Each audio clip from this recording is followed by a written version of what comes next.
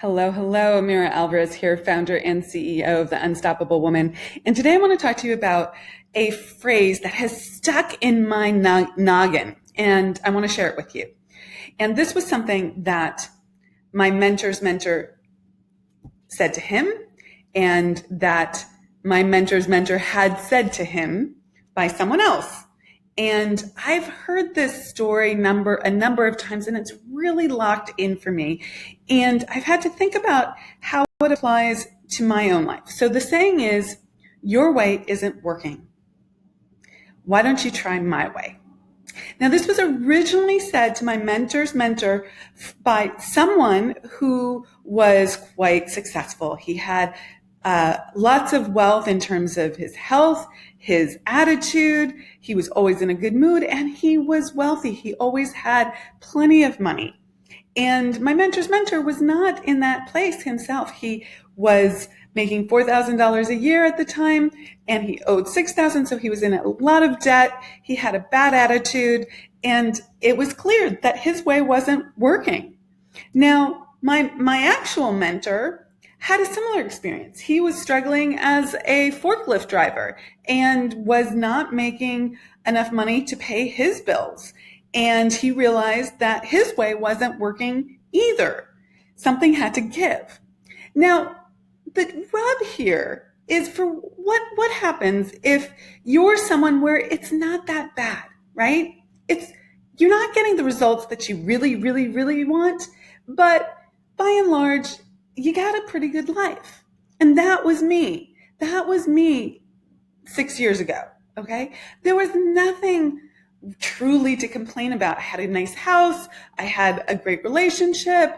I was making okay money, but it was good enough, right? I didn't have, from a larger perspective, much to complain about, but I wasn't getting the results that I wanted. So I had to really see this for myself. And then I had to see it in all the areas of my life. And I want you, if this resonates with you, if you're someone who has a pretty good relationship, but not a great relationship, or not an extraordinary relationship, or you're someone who, has a good business, you like it well enough, but it's not either at the level that you want, or you're hitting a bunch of blocks and frustrations and challenges all the time that have got you spinning out, or you're not making as much money as you want, or you've gotten like a certain level of success in your industry. Like, it's not half bad. You've gotten to a place where you really like, yeah, I got something accomplished. That's pretty good. But you want more. There's more to your purpose. There's more to your life. There's more that you want to accomplish. And you're kind of spinning your wheels around that. Or you're in decent shape. This was for sure for me. I wasn't horribly out of shape. I was within the range of acceptability for me.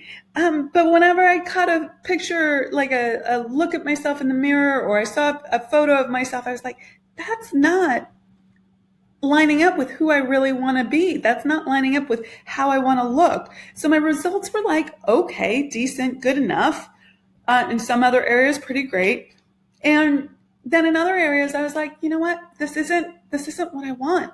And yet I had to recognize it's hard. My point is, I think it's harder to recognize that your way isn't working when your results are fairly okay. Like, you could coast for a while.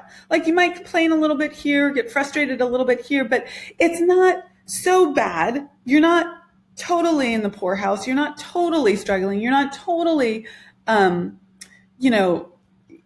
some sort of chaos that, and I was in, let me just restate that. I would get myself into mental chaos about not having the results that I wanted.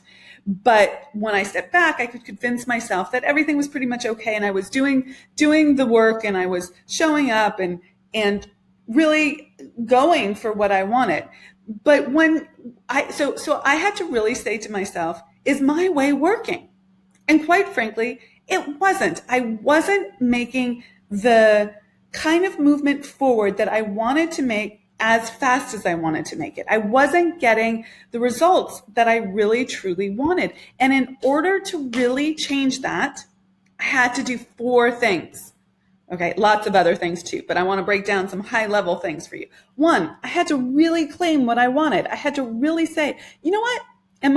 That first year that I really went for it, I was like, I want to make $1 million. I don't know how that's going to happen. I don't know where that desire came from, but I was like, I'm going to do this. And it scared the bejeebers out of me, but I claimed that desire. So that's number 1, claim that desire.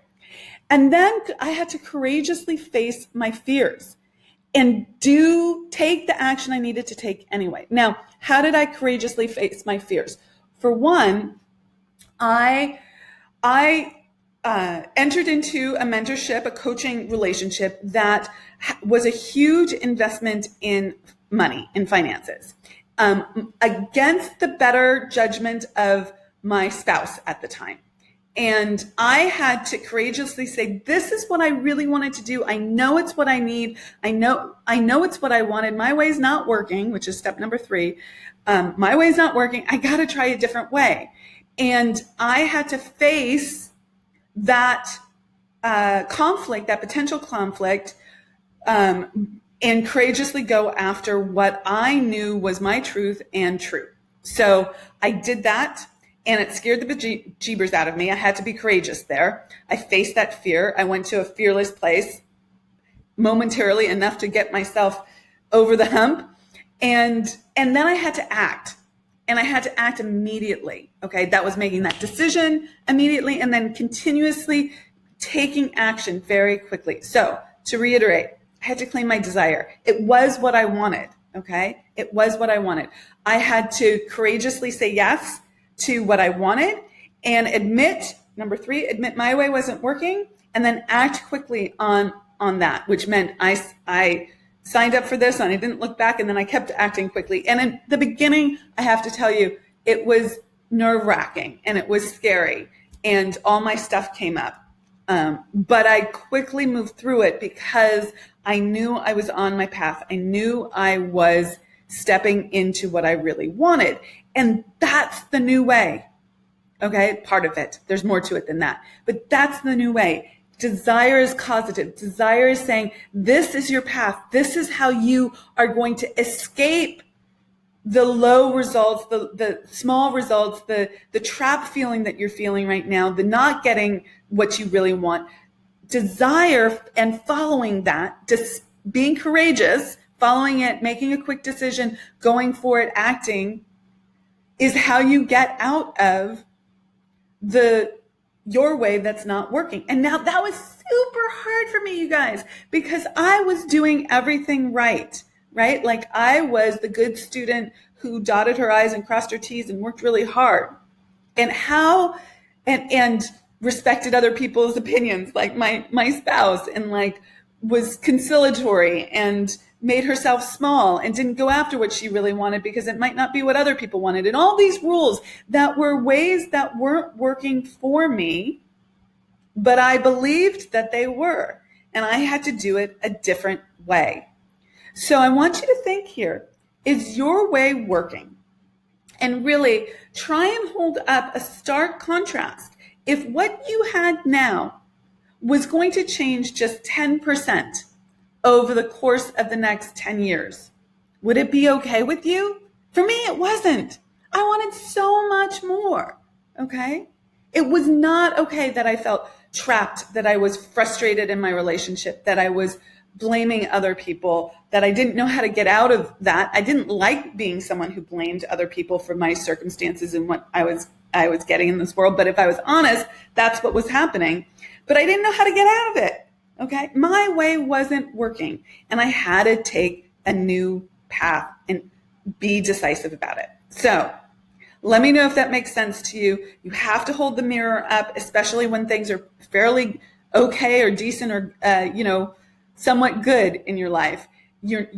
It's even more of a challenge to break through, I think, when you can kind of coast on good enough.